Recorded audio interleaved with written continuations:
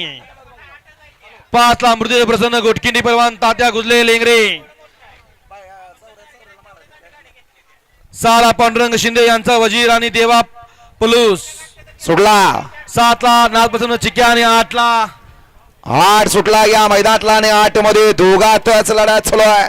माळशिरसकर कोण होतोय सीमेला पात्र. सुंदर अशी लढा दोघा चालू आहे परंतु बाजी मारली अतिशय सुंदर.